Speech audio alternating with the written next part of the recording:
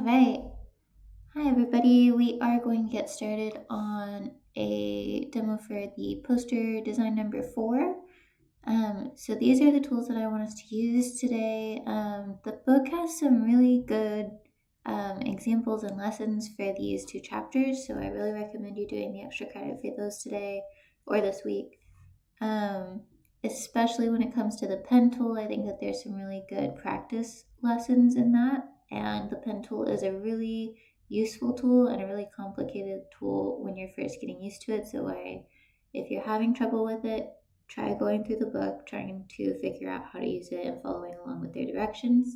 I'm going to explain it as best as I can, but I think that you might get something out of the book on that part. Alright, so let's go ahead and get started. We're going to do an 8x10, 300 dpi, new file. I'm going to use this 8x10, 300 ppi saved document, or I can type it in. Okay, let's start by looking at some of the inspo.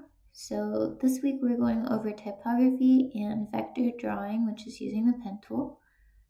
So it's very important on this section that we are using the pen tool. Let's pull that up. We're using the pen tool down here. We're not using the brush tool necessarily, and we're not just using shapes here. We're using the pen tool in this exercise. It's very important that we try that. That doesn't mean the pencil tool back here. That doesn't mean the brush tool. Pen tool. P for pen tool. Okay, that's pretty clear. Let's look at some of the inspiration. So I really like how Magdia Lopez is using text in this document. I also like how he uses it here, where it's just spaced out a little bit. And then he has some really interesting ones here in this collection as well. I really like how he's using just outlines on some of his text here. And let's see if I can find the other one. Maybe it's in a different collection, but it's okay. We'll look for it later, probably. So I just wanted to show you that these are the particular examples that I want us to be looking at, or at least that's what I'm going to be looking at this week. I really like this horse. I really love how he's cut out these sections and has a glow from them in this one.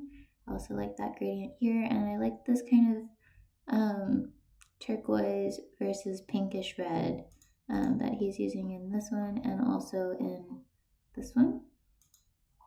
And then over here, scroll back down.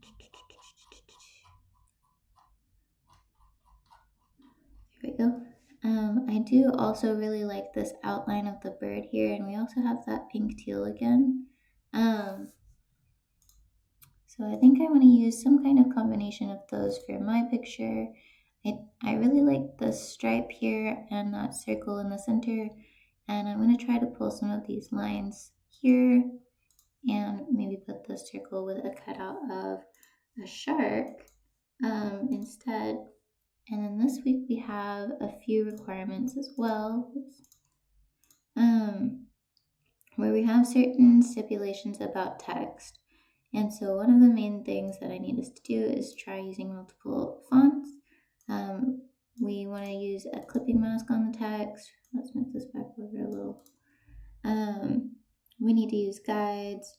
We need to merge our type, and then we also need to flow text along a path this week. So I want us to make sure that we're doing that. I want to make sure that we're feeling confident about using the text tools that I know some of it feels kind of typical, but some of it is a little bit more complex. Some of it, like flowing text along a path, that's going to take some combination of the pen tool or a shape tool. And then I want us to talk about saving paths and using that pen tool. And really this practice, I want us to practice, this exercise, I want us to practice using the pen tool. I know that we don't need to be perfect at these things, but I need you to attempt at it. So let's get started. Let's flip back to these examples over here.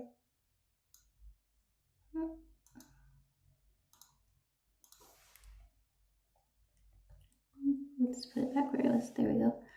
All right, so the first thing that I'm going to do is I think I need to get some of these background elements going. So let me go ahead and do that really fast. Okay, so I'm going to start with a gradient, and let's use the linear gradient, and I'm going to set the other side back to, oops, I'm going to drag that away. Kind of like that pink actually. Maybe I'll leave it the way that it is. Maybe it's not so hot pink like that. And let's go down a little. And I think I actually want to drag in a little bit darker of a turquoise too. Something like that. Let's try that again. Ooh, it's kind of an interesting highlight. 2 different attempts. Maybe I don't like this one so much. Let's drag these away.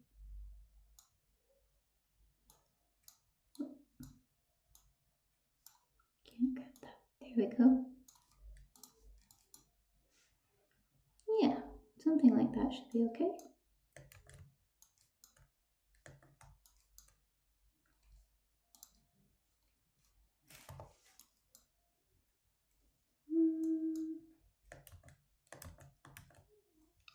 Okay, that's not going the way that I want it to, so let's try doing it this way instead.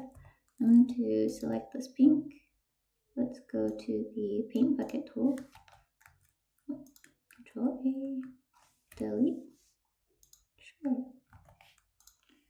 Now we're just going to fill in with that pink. Then we can go to the gradient. Let's switch this from full opacity to no opacity. And I want to move my teal color all the way over for, let's get rid of that actually. Get rid of the pink, move the teal color over, so now I have that dark one over here. And let's start by dragging out however much dark green I want. And then let's switch it so that the lighter cyan is in. And let's go, yeah.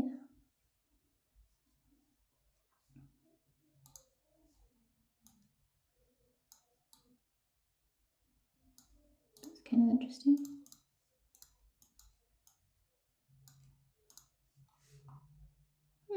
That was not intentional, but I kind of like it.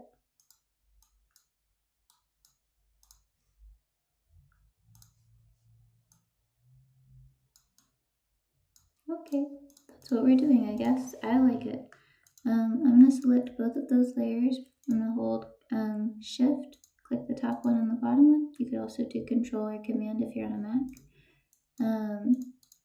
And I'm going to do Control E or Command E for a Mac to merge that down. So now I have that all on one layer. Alright, so then let's add in, that's kind of my circle in the background, I suppose. Something that I want to add in is kind of a grainy texture. So I'm going to add a blank layer. Let's fill it with white. So I'm going to switch to my paint bucket tool. You can press G and you can toggle through those with Shift G. See what I'm saying? I'm going to drop in a pure white layer. And let's change that to dissolve. And lower the opacity quite a bit. It kind of adds like this interesting noise texture. And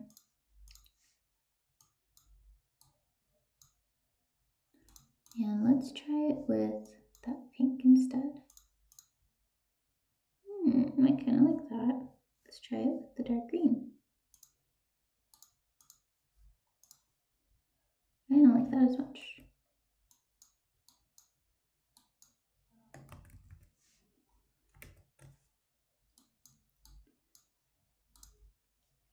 Okay, 2% gives me just a little bit. Let's raise it a little bit higher.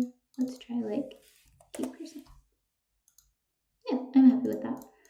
All right, so we've got our background. I also want to add in some of these stripes. Maybe what I should have done instead of merging that down. So I'm going to copy this layer, Control C, Command C on a Mac, and then I'm going to Control Z back. Let's go Control Z.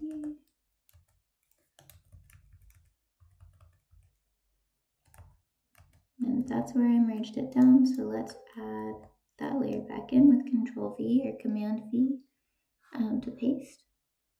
Okay, so now I have this on a separate layer, and this is still affecting all of the layers below it, so I don't need to worry about it. But I do want to have a line that's going behind it and some lines that are under and around it. So let's add a new layer.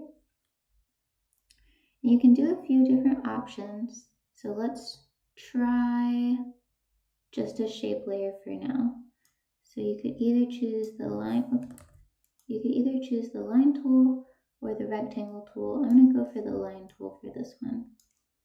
And let's switch to this pink up here. Line tool. And I'm going to hold shift as I click and drag. And let's make sure that's set to shape. Stroke, we need to add to it so that we can see it since it is a line tool. And you can scrub back and forth if you need to. And I think I'm going to make that just a little bit brighter. Oh, up here, sorry. There we go. Okay, so now if I wanted to adjust that, say that that stroke was too large, I could still change that in the properties here. And then let's make a few more. So I can do Control J or Command J for a Mac. Let's do Control T, right click, Control T for free transform, Command T on a Mac.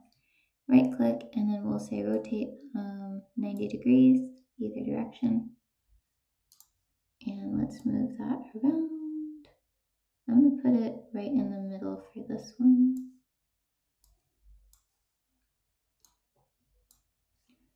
And let's make this a little bit thicker also. So we'll leave it the way that it is, and then we can go through with the shape tool and adjust that thickness. And then let's make another one, Control J. And we'll change the thickness on that.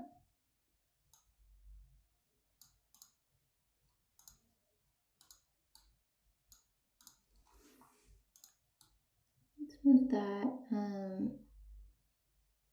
Let's go over to the side and let's kind of rearrange some of these now. I like that you can kind of see behind it. We could get rid of that if we wanted to. I kind of like it. I'm not opposed. I kind of like it. Okay, so let me switch to this horse picture because I do really like that he is running along that line there. And if I want this glow to show up really well, I'm going to need to darken my image. So let's add a new layer. And let's go to black, or we could switch to that kind of dark green again.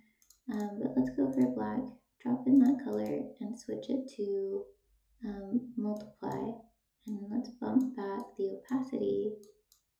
And I'm going to switch to my eyedropper tool and grab that green instead, but green where it's already got the multiply layer on it. And let's drop that in and see how it does. I'm not sure I like that banding. Let's see if we,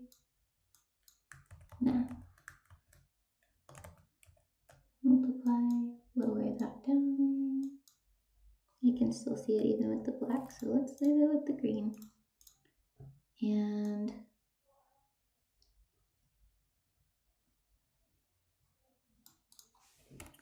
let's try just lowering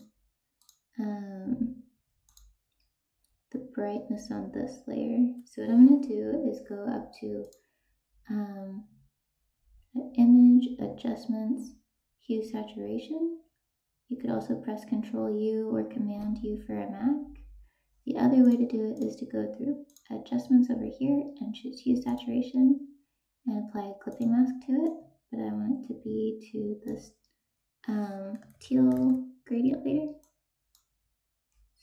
sure that it's over the right one.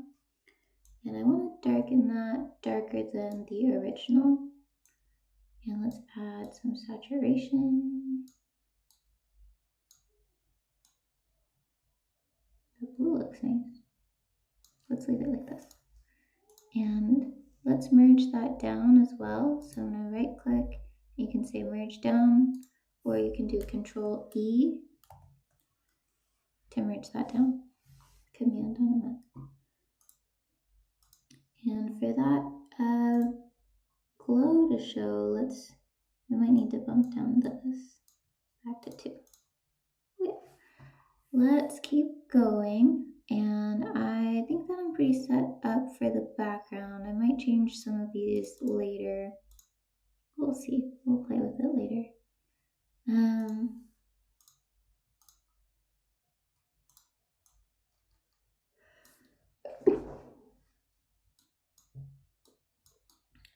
Excuse me. Okay, maybe like that. Alright, so maybe what I want to do first is add a bit of a glow to this pink bar here. Let's collapse some of these so I can see more of my lines. And let's also use some of our masking tools that we used last week. So I'm going to click this Layer Masks button. And let's use our rectangular marquee tool and select the area that we made our box in. And I want to fill that with black over here. So I'm going to do, you could do the paint bucket. That would work really well. You could also do Edit Fill, which is Shift F5, and choose black for the content fill. Sometimes that's faster, sometimes it's slower. Okay, so now we can't see that line behind here, which is great. And then I want to add that glow in around that pink here. So let's add a new layer. And let's, with the box tool, or sorry, the rectangular marquee tool, let's drag out a section here. And we can go to our swatches and get a pink, or we could go up a little bit like this. And let's drop that in here. Ooh, that looks pretty. And that needs to be up here. And I want it under that line. And actually we could do this even. See, now this would be a good time to say Shift F5, change the contents from black to foreground color, and click OK. And deselect. Alright, so now what I want to do is blur the edges of what I just created. So I'm going to go to Filter, Blur, and I like Gaussian blur. You might like motion blur also. I might try that. And let's add some of that in. See how it has that kind of fuzziness already, but it's only on this one. It's not doing it on both, so maybe we want it in both directions. I don't like how it's doing that there, so let's try the other one instead. Filter, Blur, Gaussian blur. That's already doing a really good job. Let's bump that up a little bit more. I'm gonna go for 25. And that's already doing pretty well, but I want it to be a little bit more subtle than that. So I'm gonna go to Normal. And we could do, let's go for Hard Light and lower that opacity some.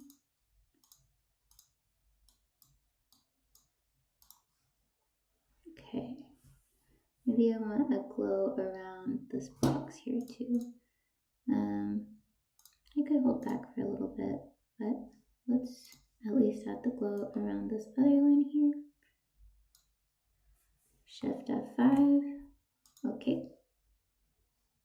Oh, did it on the wrong layer. Let's add a new layer. Now we can do, let's make it a little smaller.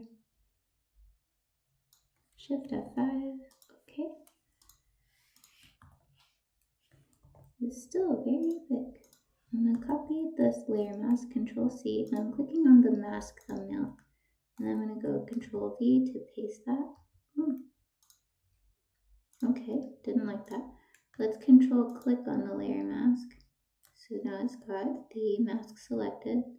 Let's switch to the line that we just made, or the area that we're going to put the glow.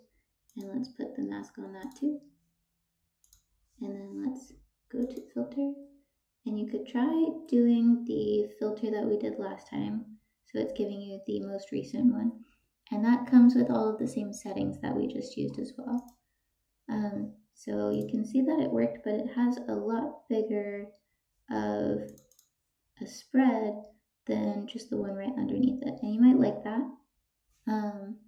Part of that is just going to be the opacity. See how this one is set to 58. I just want to make it an even 60. Let's see if that fixes it. Kind of, but it's still really large. So I'm going to undo that filter. Filter, blur, Gaussian blur, and let's go in with a little bit more precision. Oh. Let's do it on the line and not on the layer mask. Blur, Gaussian blur. And one more thing, let's set this back to 60 so that we can see exactly how it's going to look next to the other ones. Filter, blur, Gaussian blur. Let's turn that down. I think 10 should be good. It's a little bit brighter, but I think it looks nice. Okay, that's a little bit different, a little bit interesting. Alrighty, let's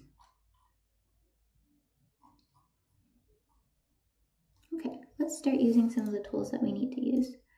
So we have these guides, and I want to show you how to use guides. So if you are in Photoshop and you do Control R or Command R if you're on a Mac, you're going to pull up these rulers. You can also go to View and turn on rulers here. And that's not going to do much for you. It kind of helps where you can see those little tick marks showing up wherever my mouse is pointing. But what really helps is to drag out a guide. So we can drag out these guides, and these are non-printing marks. So whenever you go to print it, it will not have these cyan lines on them. And this can be really helpful sometimes. So let's say we wanted to make a shape over here that we wanted to be exactly an inch. So we can drag out some more vertical guides here, line them up. You can also see next to it with the little X popping out. Oh, that's not what I want to do yet. With the little X popping out exactly where it's landing. So here we can see that it goes to 6.005. We can drag and drop that there. 7.004, that's just about right. I'll show you in a second how to get even more precise. Maybe we want to line that up with the box here instead of the 1 inch there. But as we do, maybe we want to see exactly where that's hitting. So it looks like that's at 1.05. We could go 2.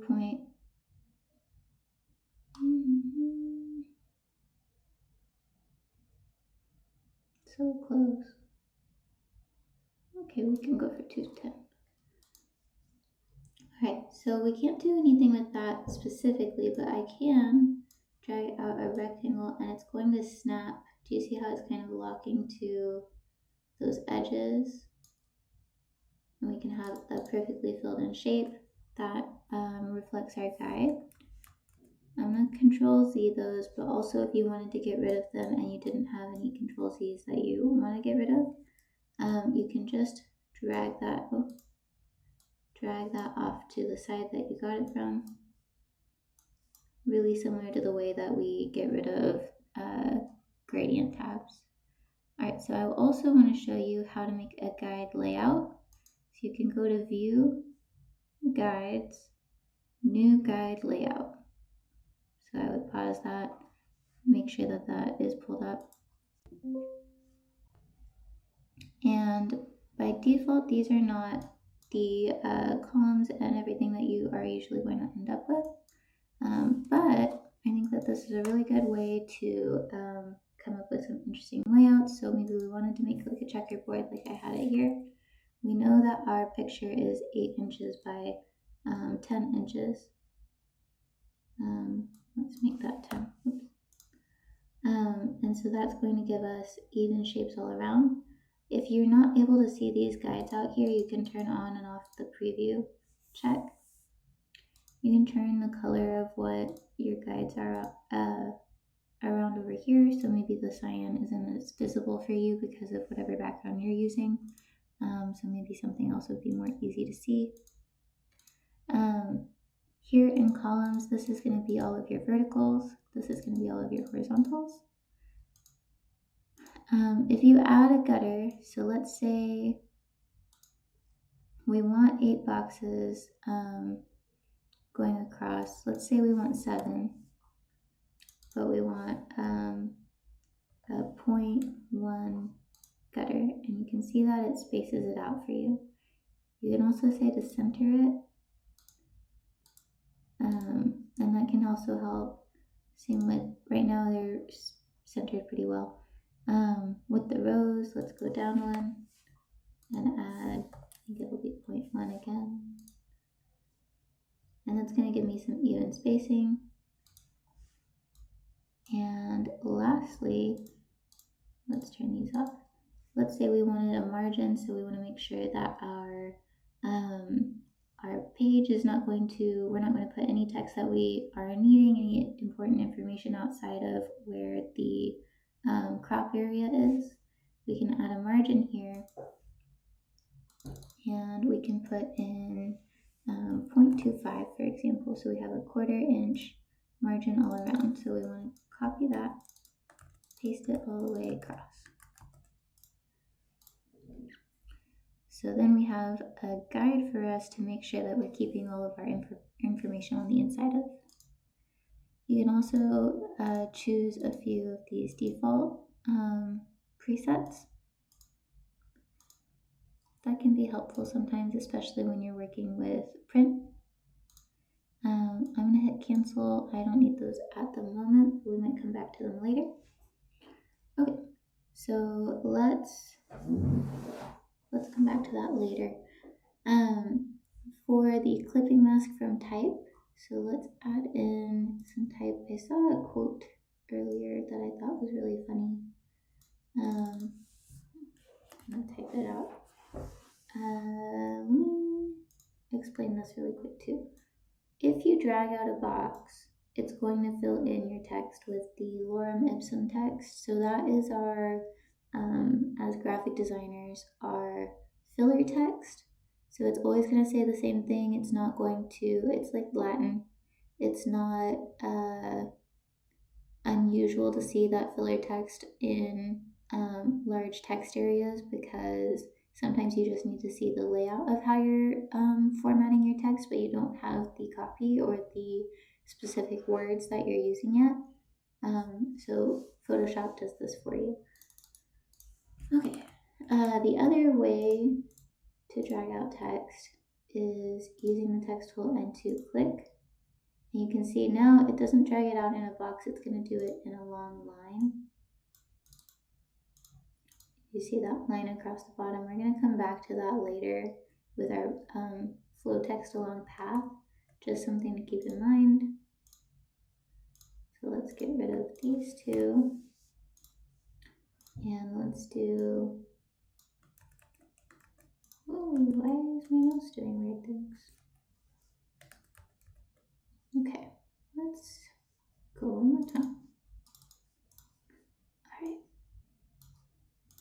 And the quote was, what was it? I can't complain.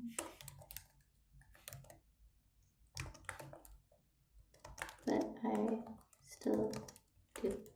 I thought that was funny. I say that sometimes, but I didn't know that I was quoting anything. Usually it's when I'm trying to exercise.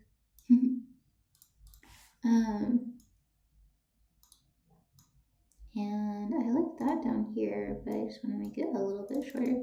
So let's talk about some of the text tools. I do want us to use some different fonts. So maybe for this bottom row, I'm going to choose something kind of squished. I like this one usually. This one's pretty nice too. So then we have some distinct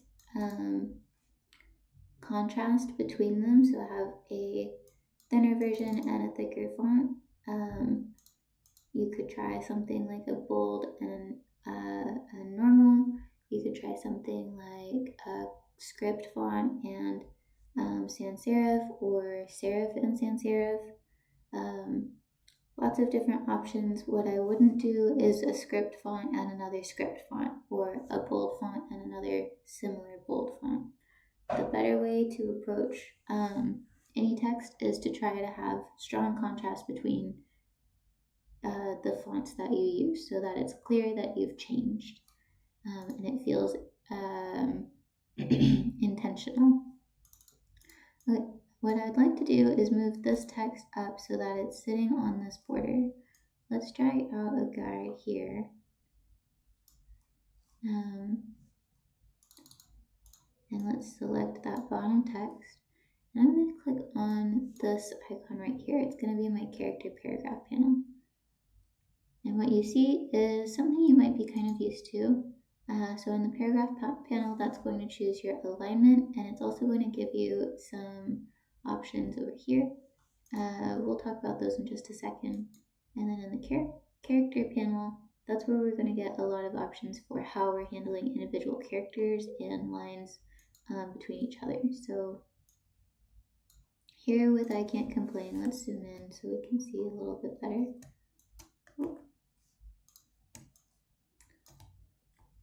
Back to the text tool. I'm going to pop this off just so that we can see what's happening.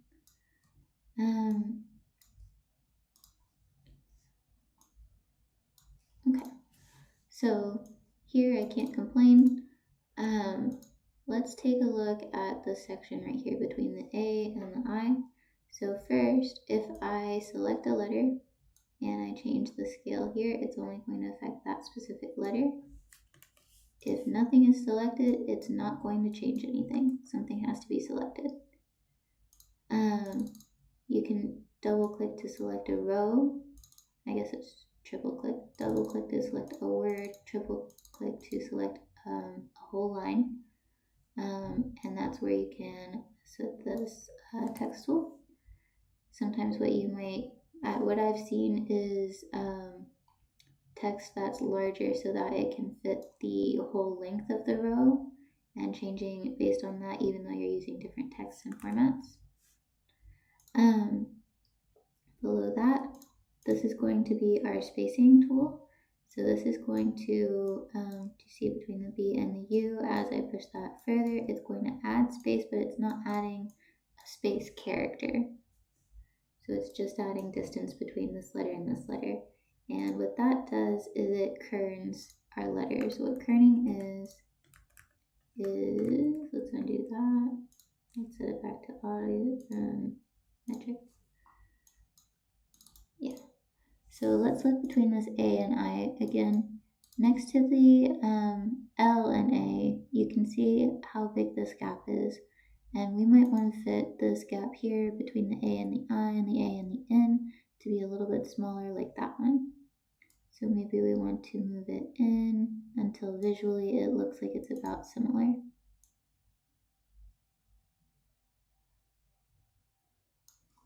Sometimes people go through and kern all of their letters. That's a lot to me. I wouldn't personally, but I would find a font that I like that does that for me.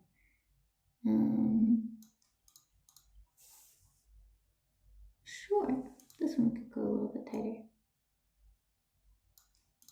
Not that tight though.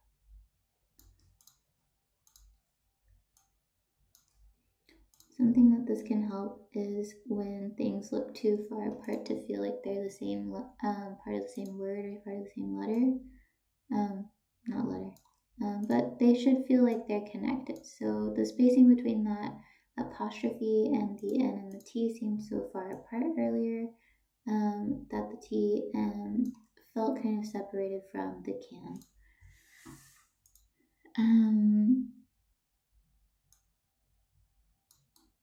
So maybe we do something like this. The other thing, you can see the space right here.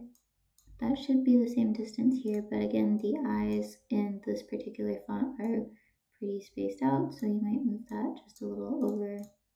And this, note that you can't select the whole word and adjust it. You have to do the space in between. So maybe something like that. Another thing that people use this for, sometimes it's not a good example on this text, but let's say that we had an O right here, and we want this distance here to be a little bit closer because the L and O kind of overlap. You can do some fun things with that, so let's try using this tool. This is going to be our leading tool, and it's going to move the whole line. Let's see, sorry, we want to try this one. Maybe we shrink it down, move it over, and you can get some kind of interesting adjustments from that. It's not necessary, but it's sort of fun, especially if you like text. Okay, so let's play with some of these other tools. This leading tool I explained a second ago, but let's explain it better. If you scale this up, it's going to move the text line up. So we want it to sit on that blue guide, but I want that guide to be a little bit lower. So I'm going to hold Control and drag it down, and let's zoom in really close and make sure that it's precise. And then let's move over, grab our line, and let's make sure that our text is sitting right on that guide.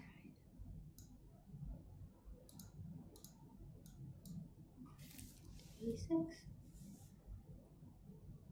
I think that's as close as we are going to get. And let's also scoot this whole thing over so that it's, no, not shrink. Scoot the whole thing over so that it is on that line.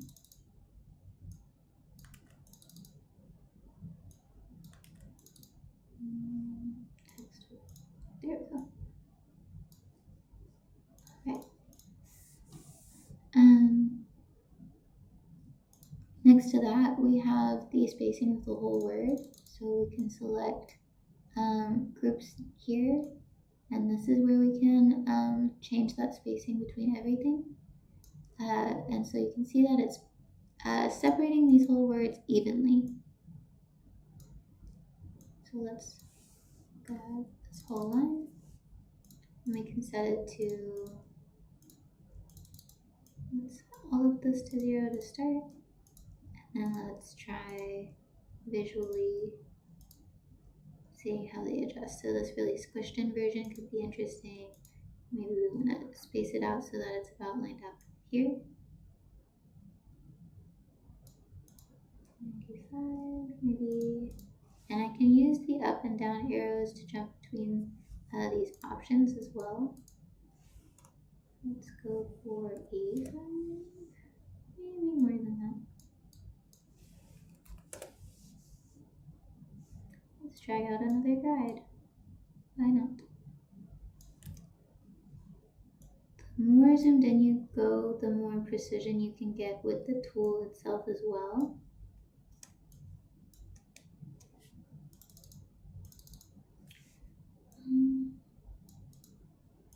Let's try 92. Perfect. Okay, so we've played with a few of those tools. Let's pull up that panel again. Down here, there's some really interesting options as well. First of all, we have this will mess with the whole line, but it'll start by stretching it. So you see how this U isn't moving, it's not just scooching over, it's much wider than it was before. So here it's nice and narrow. It's really stretching this. Do you see? So this one, most people don't use, it's not very recommended. Same with a lot of these tools down here. Sometimes they're useful, most of the time they're not useful. I would look for fonts that have these included. So for example, let's say we want to bold this D or this whole word. That works. It tries to add to it, but it's not always good. Let's undo that. So for example, on this A, we could add this, and it's fine, but did it add a whole lot to it? Did it mess up some of the parts that make it unique? Yes. So it can help in a pinch, but I don't super recommend these tools. I just want to show you that they exist. This one is the only one that I really like. And what that does is it sets everything to be caps locked or uppercase. This one is going to be small caps, so you can see this isn't lowercase, it's just smaller size. Italicized, and then you have some postscripts and subscripts. So if you had like first, or if you had some chemistry problems or some mathematical equations, you could lower it so it's on that subline. You have the underline and cross through options. Those are kind of helpful if you really use them. I haven't come across a need for them that much. And then below that, these first and halves will probably be the only other things. We also can choose different fonts from here if we didn't need this panel up at the top. Okay, that's enough on the character panel. Feel free to play around with that. I think you'd have a lot of fun. Okay, let's add in our shark. So I'm going to drag and drop this image that I downloaded into Photoshop.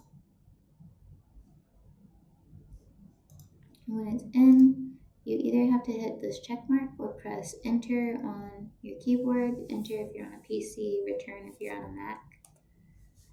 That's going to confirm your choice. Alright, let's go to my layers.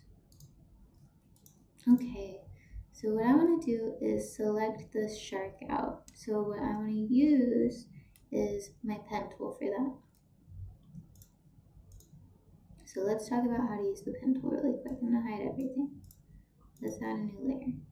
Shift F5. Let's drop in we'll just go for 50% gray. Okay. Actually, let's get rid of that for a second. Turn back on everything.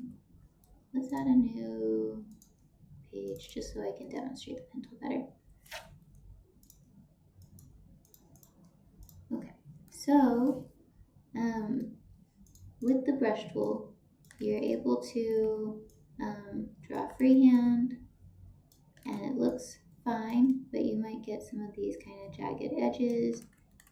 If you're not drawing with a lot of smoothing, you might get a lot of like jitter. It's hard to draw with the mouse sometimes. Let's try writing our name, right? That's not how my signature usually looks, just when I do it with a mouse. That might be even worse with you guys, I don't know. I'm not proud of that. That's not what I'd want for my painting signature or something. So let's use the pen tool really quick. The nice things about the pen tool is you have a lot of control over the curves, and let's switch it to shape for now. you have a lot of control over curves. So I'm using just the base pen tool right here. And if you don't see this pop up, make sure click up here on this top right icon.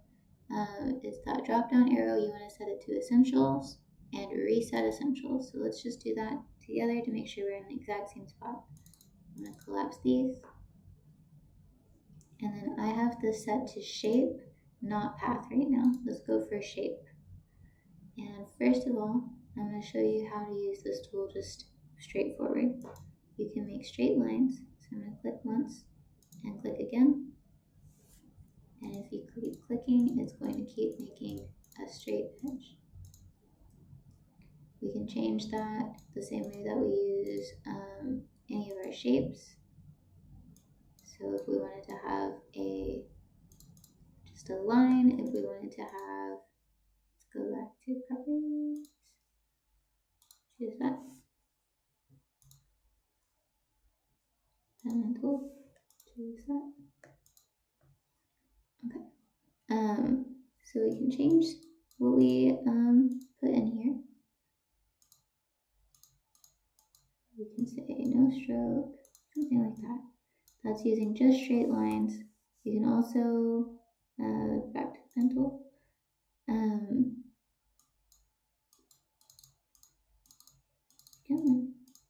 Yep. You can also just make a straight line, press enter, and it's going to,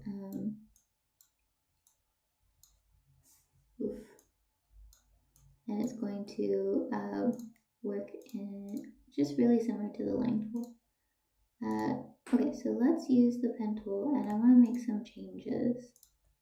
So I have these 2 points that I made from before. If I hold Control on a PC, Command on a Mac, you can rotate that around, you can move it around, you can move any of these points around. And I'm holding Control or Command, and you can see that it changes my cursor. So now I'm in this adjusting setup. Do you see when I'm not holding Control and I'm hovering over my line, I have the pen tool with a plus sign that's going to add a vertex. I can add as many as I want to. And I can hold Control and bend those around. So we're going to talk about that in just a minute. Let's just practice doing that for a second. Okay, I'm going to delete my path.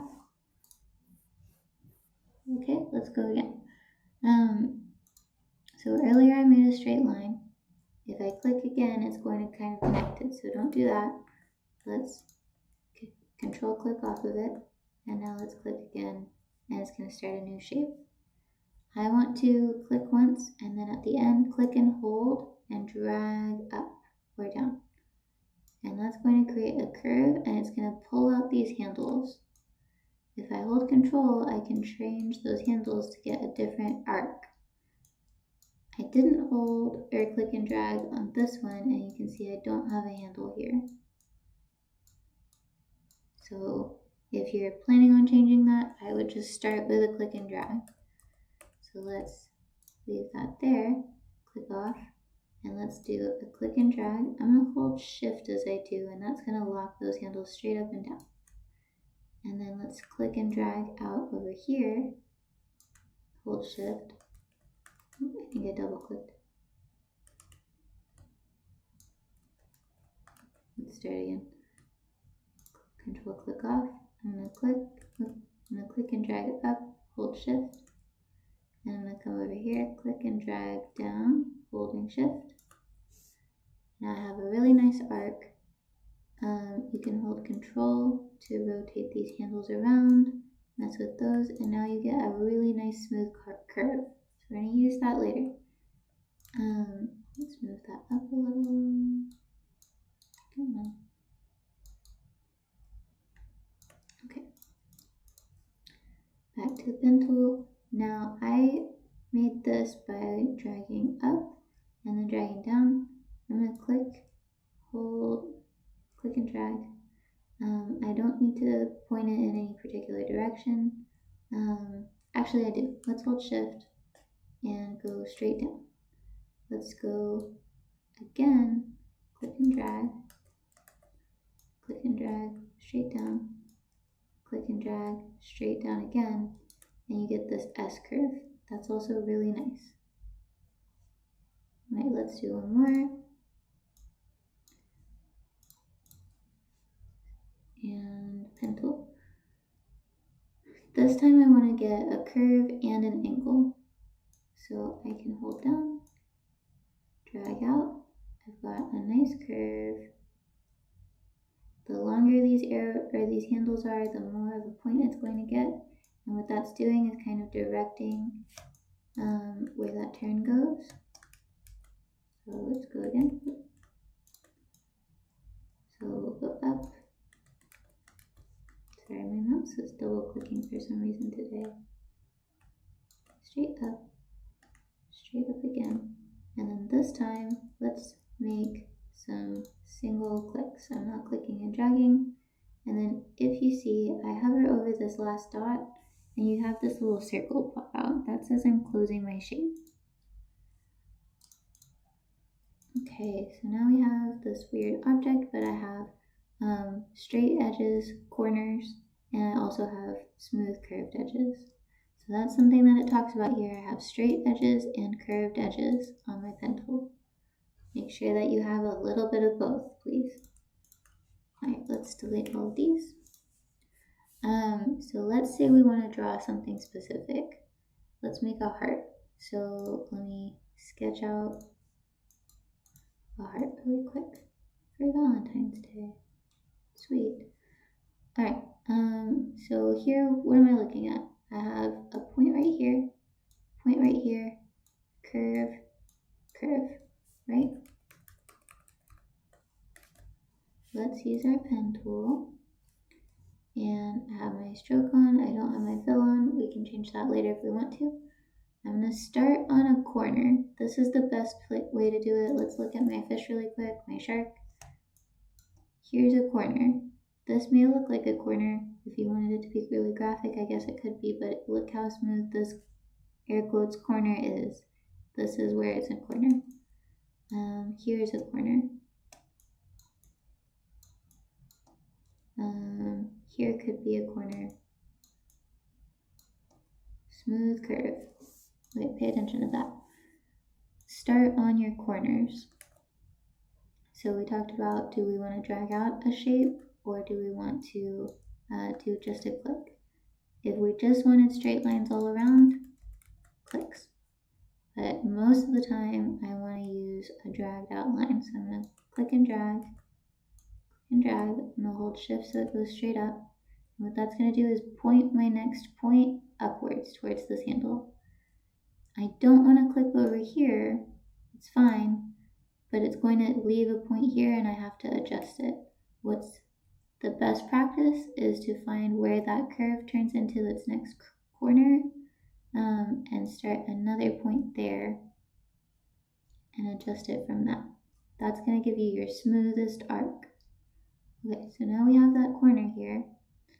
I want to get this one over here, but this handle is going to pull it way to the side. So weird things happened there, right? I want to hold Alt, and you see that little caret, that little pointer? That's when I hover over this. What that does is it lets me break my curve. So that lets me create points or jagged edges, and I'm holding Alt as I drag that around.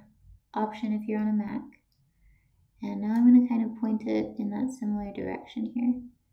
And if I drag this last one out, it's not quite what I want, and that's because this curve isn't broken. I need to drag that back around. So I had it straight up and down before. This one I'll put straight up and down. Actually, let's not. Let's put it where we think it should go. I'm holding Alt as I click and adjust these so that I can get them nice and even. And let's turn that down.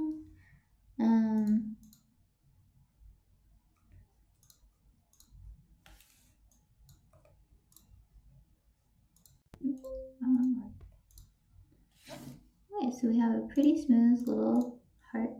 Let's go back to the pen tool. We can adjust some things. I'm holding Control to slide that around. I can use Control now and it doesn't adjust this layer because they're already broken.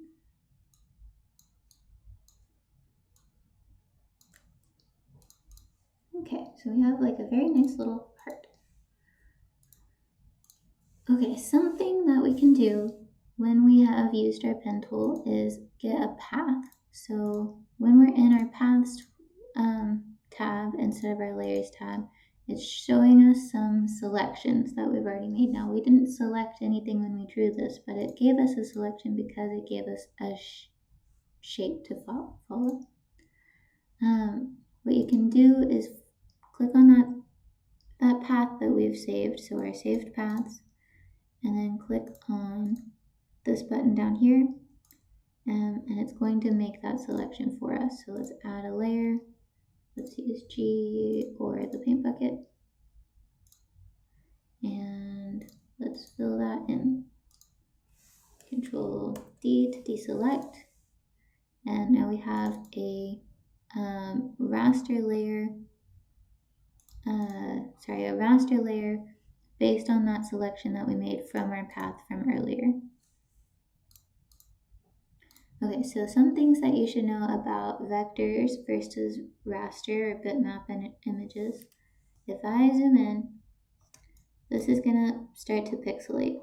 And it's probably not gonna do it a lot, but let's use the brush tool, for example. Let's switch to a color you can see. And I'm gonna just paint something in. And you can see I have these kind of frayed edges over here. The further in I get, the more of this kind of like fuzz between lines you're gonna get. With this, you're gonna get that too. It's not gonna change as much here in Photoshop as it will in like Illustrator or something. But the nice thing about a vector image, which is when we draw with the pen tool or the shape tool, is when I scale it way up, it's going to keep that same smoothness here. Now let's go back to this heart layer, the black heart. I'm gonna delete this. And let's scale it way up too. And what you'll see is when we do, this one's gonna pixelate, and this one's gonna be really smooth curves. And that's because mathematically it's recalculating what that needs to look like for it to follow that curve. Here, it's not recalculating anything. It's like you said, make it bigger. We made it bigger, so what the edges were a little fussy to begin with. That's exactly what it said. Okay, hopefully that makes sense. Let's talk about really quick when you would need to use which type. Vector, which we used our pen tool for, is really good when you need to scale something up really large. When do you need to scale something up really large? Let's say you have a logo and you need that logo to sit on a billboard, or maybe you need that logo to sit on a teeny tiny business card. You want those edges to be crisp no matter what scale you're printing at. And so you want to use vectors for things that need to be scalable. Things that you want it to be a bitmap, that would be for, or raster, that would be for illustrations, for photography sometimes. Any images, actually, any images, so photography, any photos, things like that. You want them to be high resolution so that they look good scaled, but you don't need to scale them up and down regularly like you would a logo. Text is a really important one to find good vector texts, and you'll learn much more about that in Illustrator or InDesign than Photoshop, but all of Adobe kind of works the same way. It uses a lot of the same tools. You'll find the pen tool in the Illustrator class, you'll find it in the InDesign class. Not as often in InDesign, way more often in Illustrator. I just want you to make sure that you know how to use both. Okay, so we did a little bit of a detour. Let's use the pen tool now to make a selection of our shark. So instead of shape, I'm going to set it to path now, up here in the top left. And I want to select out this shark. So let's add a new layer. Do I want to start on a curve? Not at all. I want to start on a corner. Let's drag out a corner. And I'm going to go up this way. So we can be more precise if we want to. Or we can be a little bit more lax. It's kind of a fuzzy fish picture anyway. What I could do you see how this is a smooth curve all the way around here? I could try to reach way over here, and that's going to give me an even smoother curve. I just have to adjust my handles. Sometimes there's kind of this S shape, so you might need to make it a little bit less.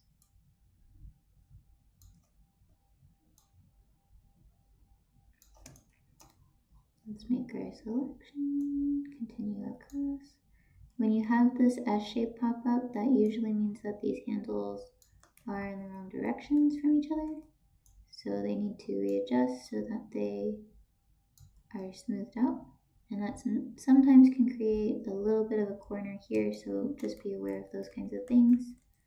So we have this shape here, that looked nice. Let's come down to here, fix this handle, fix this handle.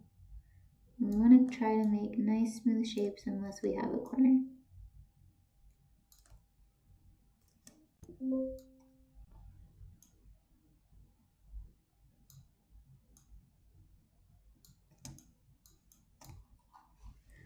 Alright, I have this huge arc over here, and I think I can make it all the way to here at least.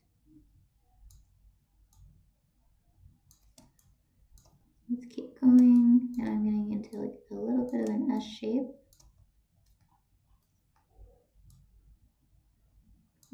So you see that dip right here? I'm going to move my point back a little. I'm holding control to scooch that back, holding control to bend that around. Anytime I say control, I'm talking about a PC. On a Mac, that is command. Alright. So I've accidentally clicked off of my shape. I need to grab that again. So I need to go back over until it has that sort of square with two lines sticking off of it. And that's going to reconnect me to my shape so that I can keep going with my line. My selection. I think on this there's a little bit of a hover right there, but I really want this to be smooth all the way around. So let's drag out some lines here. And remember, I'm always clicking and dragging. I'm not, most of the time, I'm not just single clicking. Oh, I don't know why my mouse is trying to sabotage me today. Wow, twice. Okay, so here I need this handle to be larger, but I don't want it to affect this one back here. So I'm going to hold Alt to drag this side out. Let's tilt it down a little bit. And then this one, I think I can reach it to here now, and I'll hold Alt to scale it back. Great. I guess I should try to select the teeth. Okay, so I'm going to drag this handle holding Alt all the way back because I don't want it to pull that line super far. And here, I'm going to start just doing single clicks because I do really want that straight edge here. I can't really tell what's happening here. Okay, that seems good. I'm going to get rid of this point. I'm going to just drag it straight down holding control. And then I think what's happening is it curves back around here. So I'm on my corner. Looks good. And actually let's control drag. I'm sorry, click and drag to get that handle. And let's point that this direction so that it starts to aim it towards where I'm going. And I want to get about right there. In fact, I think I could go all the way to this point. I'm gonna hold Control and drag it. And let's see if I can adjust these handles so that I can get a really nice smooth curve right there. I'm using Alt to do that. That looks pretty good. I'm gonna drag this handle out because I want it to bounce pretty far. And what's happening here is I have a really soft S. So I'm gonna end it about right there. Oops, click and drag.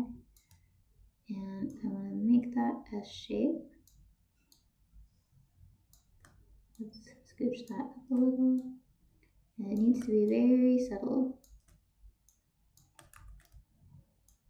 Holding Alt to break those handles.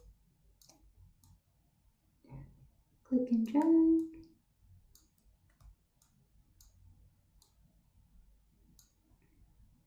Alright, now I have this fin. I think I can get probably to here.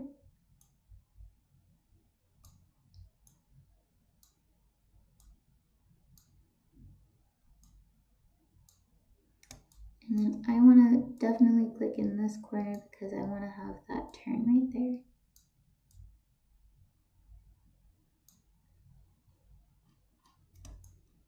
I might be able to get further. That's okay. This seems good. So I wanted that turn. I want that harsh shape right there. Then I have this arc. Pop that up.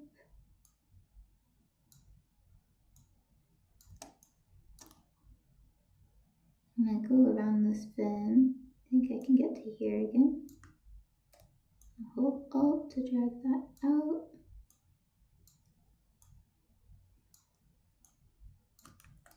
And adjust that to look smooth.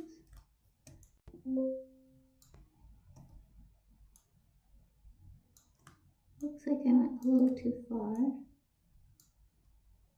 There.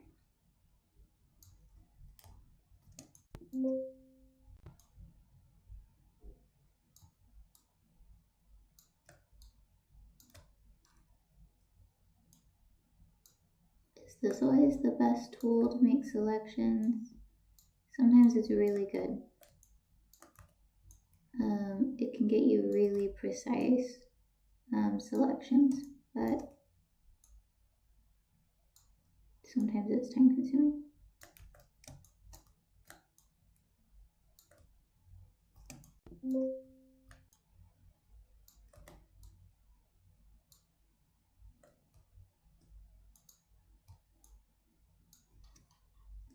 Just click there because I want to have a corner there. Sometimes it's good to put it your next point in the middle of an S curve. So here we have a little bit of an S. That will be the next point.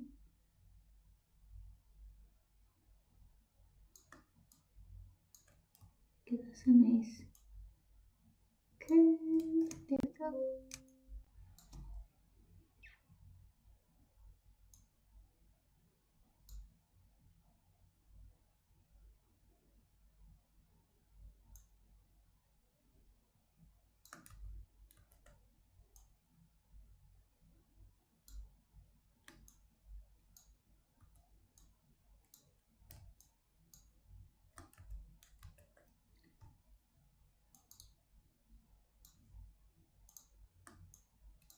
What did I do?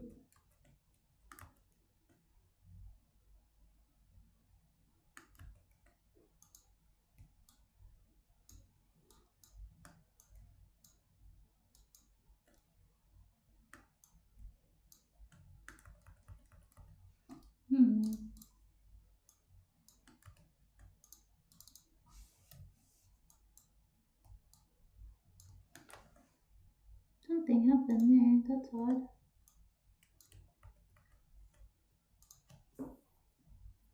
It seems like it was just a Photoshop glitch. Here we kind of have that heart shape that we did earlier. So I need to break this curve.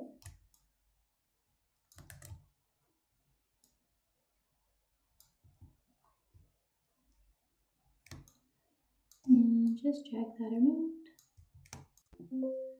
break this curve because I'm on a corner.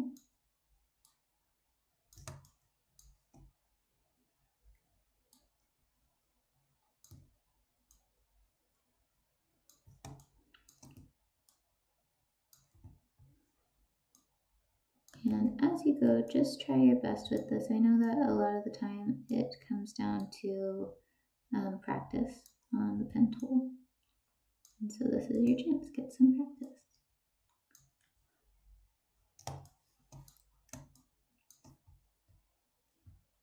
And like that so that I get a nice corner going forward.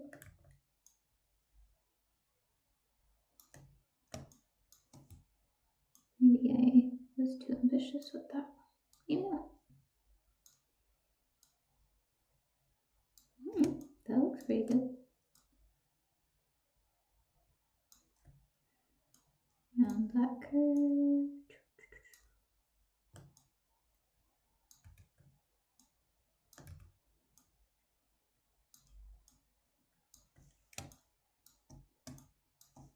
In fact, I bet I could get away with going all the way down here, and that's going to give me a smoother curve anyway. Maybe. I'll take that.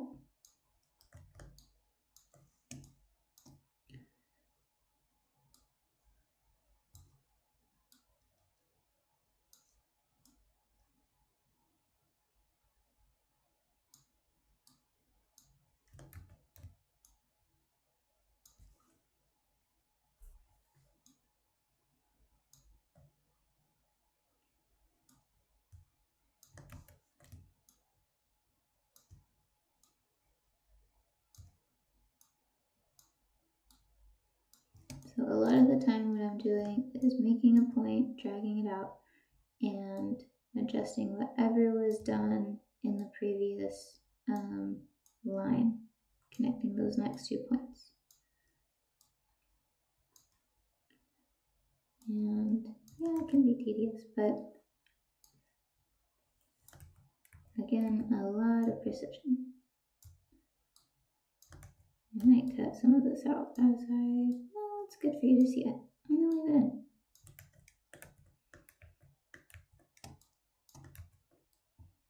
Weird glitch happening though, that's weird.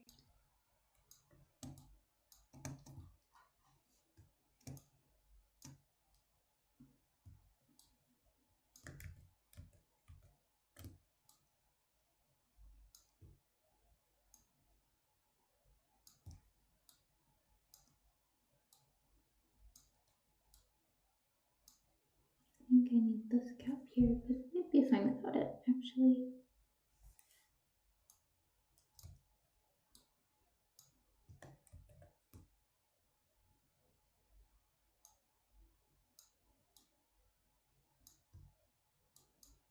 I want a nice corner here, so I'm gonna break that.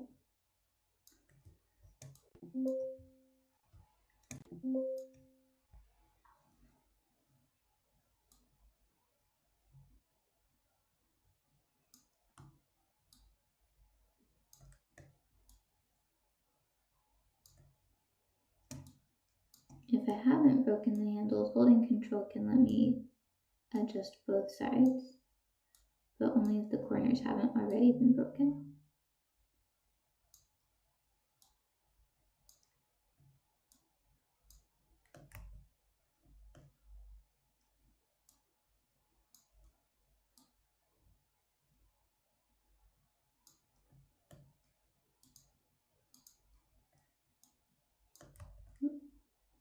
Make sure I'm still with the same path.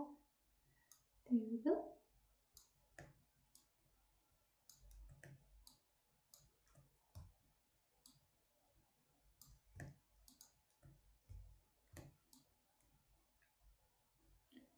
So here's something I haven't shown you guys. Here I didn't drag out handles, but if I hold control and click on the line itself, I can bend that around to where I want it to be, and it's going to give me a handle anyway. So that's kind of a nice workaround. Then here's the best part. Yay, satisfying ending.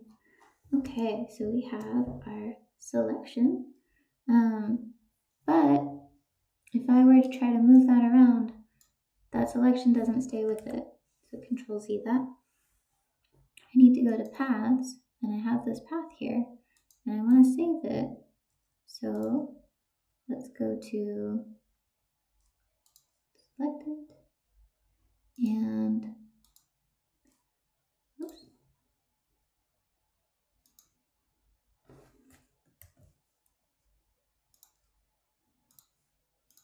Okay, just wanted to check something. Okay, so we have our path here. I'm in the Paths tab, not the Layers tab. And I can say Fill Path right here. And I can choose the foreground color. It's the same as what we did before.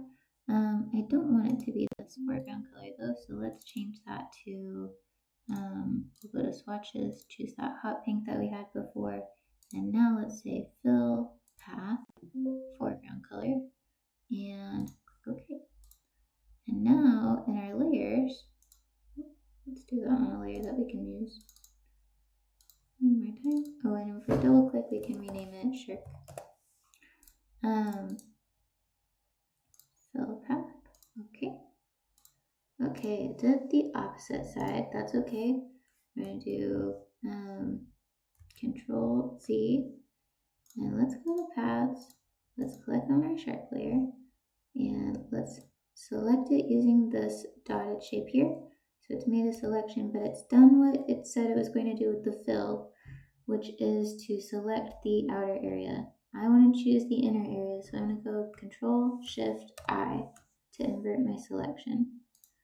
Let's go back to my new layer, and let's do Shift F5 and fill it with our foreground color. Okay, so now I don't need this image anymore. I have this kind of cool situation happening here. I could also choose my paths, make a selection from that, from what we already did, and Control Shift I to invert it, and Control J to duplicate just our shark layer. So maybe what we want to do is put him below, and we want to have this bright glow that we have from our line. So maybe we select both. Let's use our Control H to hide our guides, our rectangular lasso tool. Let's make a slice here and hold Control to scooch both of them. Why is it doing that? Let's do one at a time though.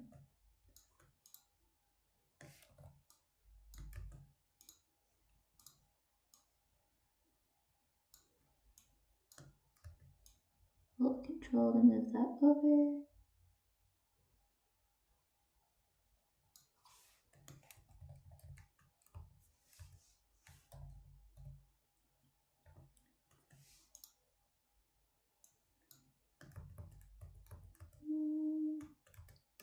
Actually, let's do what we had before. So let's just add a glow first. I'm going to set this to hard light, and then I'm also going to actually we talked about this earlier. Let's leave it. Let's select both of these. Let's make it much larger and also rotate it. So I'm going to do Control T, right click, flip 90 degrees clockwise. So he's going up. Let's grab both of these. And let's grab from, actually what we could do is use our pen tool to make a selection really quick. And it's probably a cleaner selection than what we were going to do just a second ago with the lasso tool. And I can edit it, which is nice. Okay, so I have this path. If I check in my paths tab, I have a new path here. We'll call this head. And I can select this one first. Let's go to paths, select. Let's zoom out. Yep, it did the outside again. Control Shift I to invert that selection. And let's move him up. Go back to the shark head, select that path that we had again, hold Control, and let's move that. Oh, oops, Control Shift I to select the inside of it because of that error. Okay, and I have him separated out. You can't complain, but he does anyway sometimes.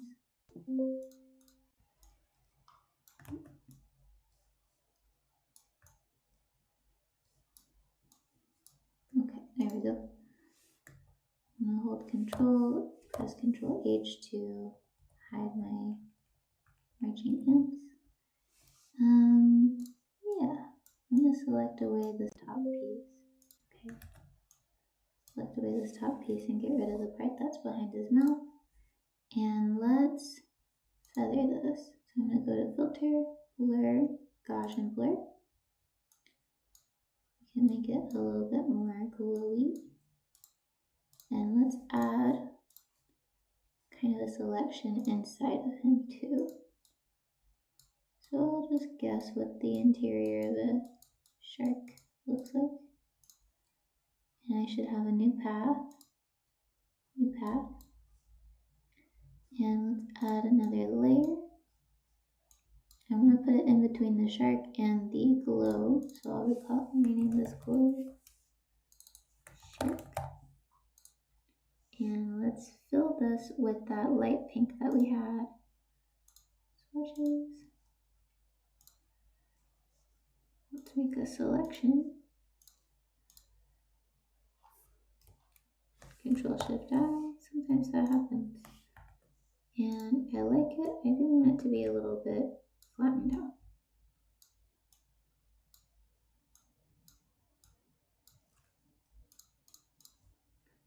And on that, I'm going to click on this checkerboard box to lock the pixels. And let's add a gradient. Click and hold, choose the gradient. And let's double click on here. I'll change this to my pink. Let's change this to that kind of hot pink glow. And let's go in just a little. Okay, now I'm just going to drag up so that I get kind of a nice quick gradient. There we go. A bit of a harsher edge on the side there. We could do another slice. I don't really want to. Let's mess with that a little bit more till it looks like something nice. So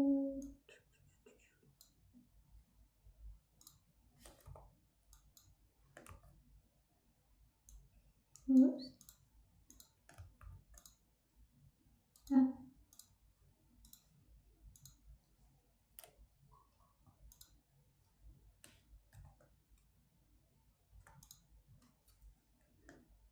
Control click. Gradient. Okay, cool. Okay, so we have some of our requirements.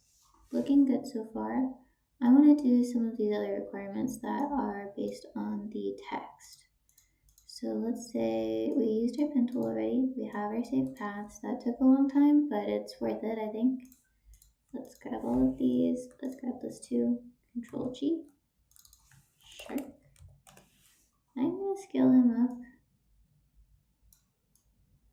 I think if he's overlapping, that would look kind of nice. I don't want his face outside of that margin. We might put that grid back on. We can move that whole group up a little bit. Maybe not that far. Okay, I have a lot of empty space over here. I need to do something with that. And what I think I'm going to try is some of these clipping mask layers. So let's add a text tool. Actually, let's try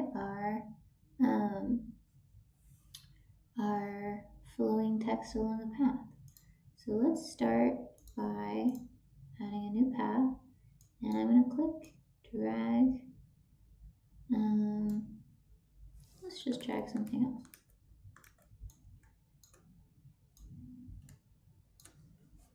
Maybe we want our text to kind of flow around this. So if I switch to my text tool, if I hover over it, wherever I hover is where the text is going to end. Don't do Control V, switch to text. Don't click the last button, or like the last point. It won't help you. But if you click right up next to it, it will go all the way over. Now the cool thing about this is, let's go back to the pen tool. Holding command or control or command, I can click and move this around and it'll still edit my text. You see how it's updating every time I move these handles? That's pretty handy.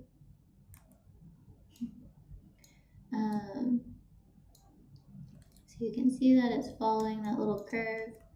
So let's try something cool.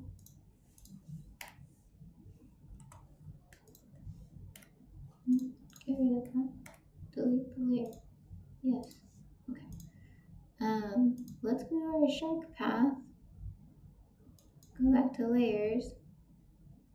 Type. Add some text around there. That's kind of neat. I like it. Let's do, I want to flip the edge that it's on. Let's see if I can remember how to do that. Here we go. Ha, so they changed something. That's why I feel a little bit silly.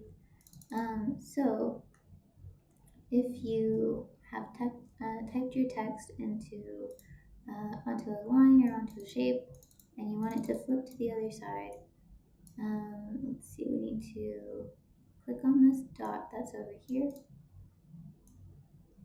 and let's see, control click it, and you see how that arrow is flipping sides here next to my cursor? That's going to say if it's inside or if it's outside. So let's try that over here. Oop.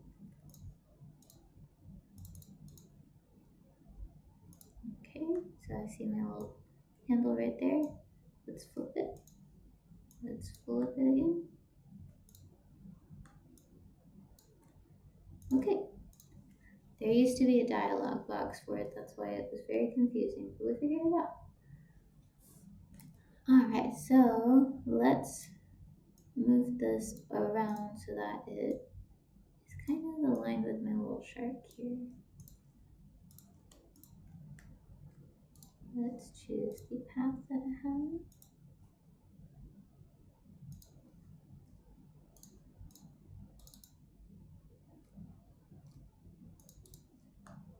And I can still edit this from a long time ago so that it curves around my shark. Oops. And using this handle, I can also drag how far off I want my text to be. It's a little finicky. Don't love this tool, if I'm honest.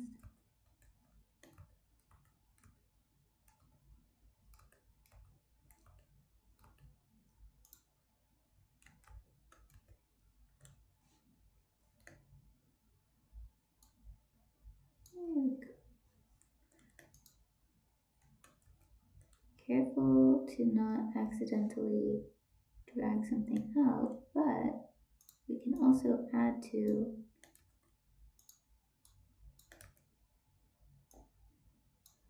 let's see. We can also add to our original curve. So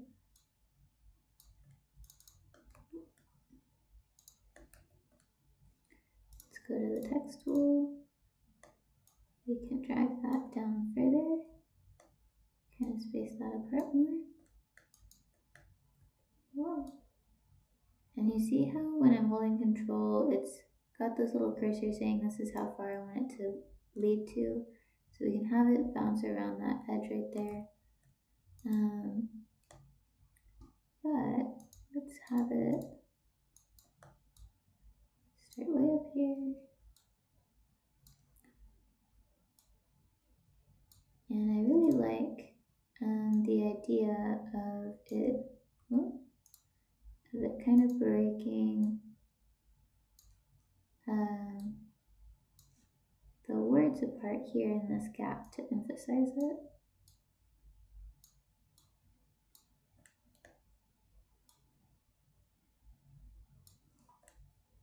Sure, that seems good.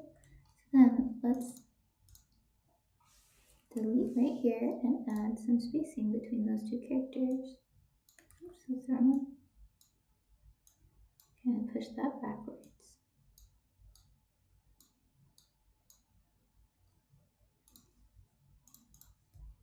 Kind of interesting. His name is Lorem, so now. Alright, let's do one more thing. I want to make sure that I have those two different types of text. I want to make sure that I have a clipping mask as well. I'm going to go back to my bolder font. I'm going to choose that hot pink color. Oof, that's rough. That's okay though. And where did I put that? Let's add a layer. In fact, let's duplicate our original image layer, drag it up here, turn on the eyeball, and I'm going to do a clipping mask. So I'll do right click, clipping mask. And now I have the image that was there before on my text. I'm going to lower that a little bit so I have a little bit more readability. Not a lot of readability, mind you, but a little bit. And let's do, what was the last thing we needed to do? I almost forgot. Let's see, we need a merge type. So we have multiple fonts, we have a flow along path, we have some clipping masks from type, and we have guides all over the place. So we just need merge type, and that will finish off our project. So let's merge these two. Well, we need to keep this clipping mask. Let's merge these down. So let's put it, let's merge it down with this one then. Right click, and we will say merge layers, Control E, which we've done before in the past. So now they are on the same layer as the text. We could also just have it on a blank layer if we wanted that to be separate. So let's put that above. Select both of them, Control E, and now it's a raster layer. So what that means is I can erase parts of it. Let's go to my eraser tool.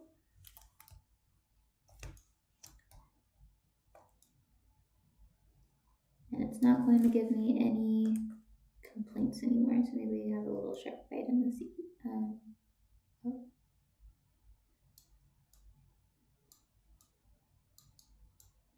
A little sharp bite.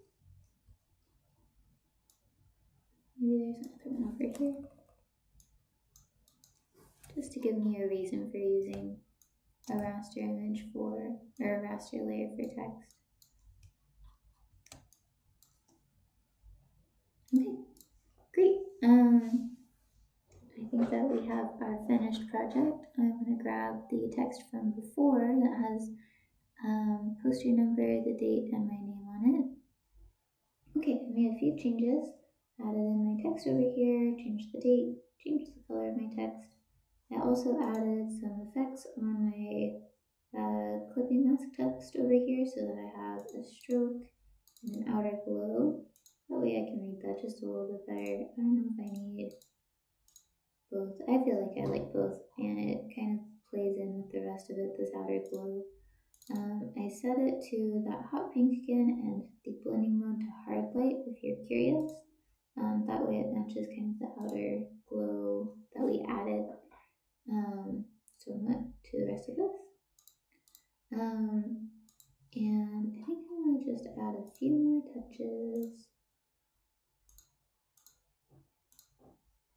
Let's do gradient. I'm gonna switch it to this and set it to that hot pink again. That, no, I have it. Alright, maybe we want just some pops.